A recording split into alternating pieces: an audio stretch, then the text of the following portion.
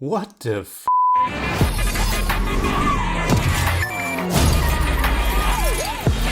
This shit is bananas, dog.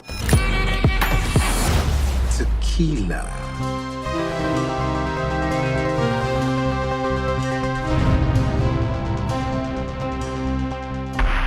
Baby Driver is very likely not just this year's coolest movie, but one of the top contenders to be the coolest ever? Maybe almost too cool for some people. I mean, even the TriStar horse gets sunglasses. It's the newest film of Edgar Wright, who's one of today's most creative filmmakers. He's a genius when it comes to telling a story through the very means of cinema. Images and sounds. Or music, of course. When you go see an Edgar Wright film, you know you won't get a dull moment. With every scene, every transition, he tries to do something that's benefiting the movie, that works for the tone, improves the essence of a character or situation, or something that's just very funny. And since he's a comedic filmmaker foremost, this is one of his absolute strengths. After his so-called Cornetto trilogy and his video game-like nerdfest Scott Pilgrim vs. the World, Baby Driver is no exception, but rather the extreme continuation or perfection of this style. And in this movie, his style is fully embodied in the narrative itself. Baby Driver tells the story of a young getaway driver who is being coerced into working for a crime boss, looking out for his foster dad, and meeting and falling in love with a lovely waitress. This is what I call a true film. And what I mean by that is that while Baby Driver takes place in the real world, through the way it is put on screen as well as the narrative goes, it feels like a true piece of cinema more. I'm looking at some of the country's finest thugs. And of course, young Mozart in a go-kart over there. People love great bank robbery stories. So let's give them something bold, shameless, and brazen as talk about over their lattes. Playing with all the different tropes and mechanisms to create something extremely entertaining. At its heart, it's a boy meets girl story. It's like Drive meets Scott Pilgrim vs. the World meets Guardians of the Galaxy, and especially Letter and its use of music seem to have had a strong influence on this one. Like Peter Quill, all that Baby has left of his mother is music.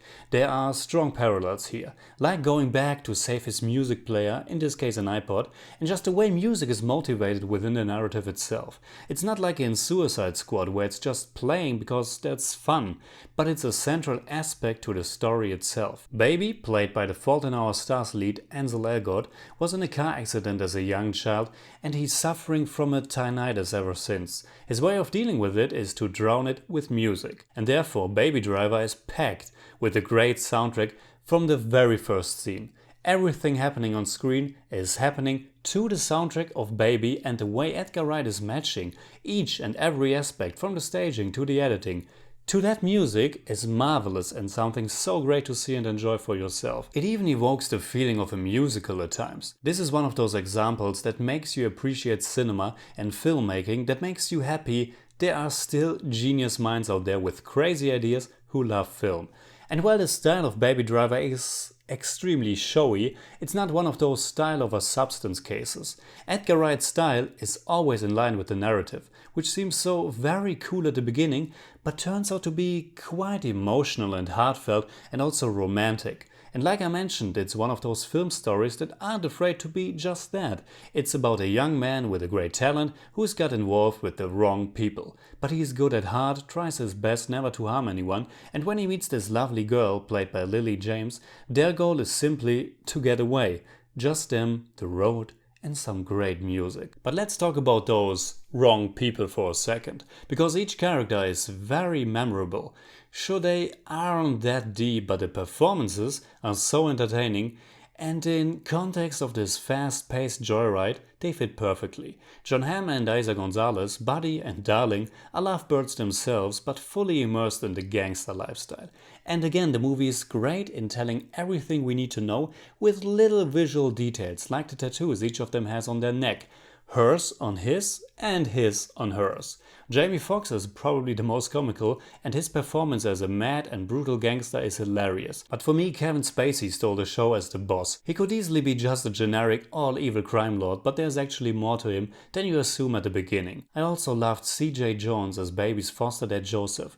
Their moments together were of huge importance for the moral compass of the film, and I instantly bought into their caring relationship. This is also an R-rated movie with some very intense action scenes, and thankfully the perfectly put together style doesn't end where the car chases begin. Those sequences are very impressive and reminded me of the finale of Death Proof. In German I'd say, Baby Driver ist ein wahnsinnig cooler, eleganter und emotionaler Filmcocktail, der fast übergeht vor Lust am Kino. I give Baby Driver 8.5 out of 10. It's more like 8.4, but I don't do that. What the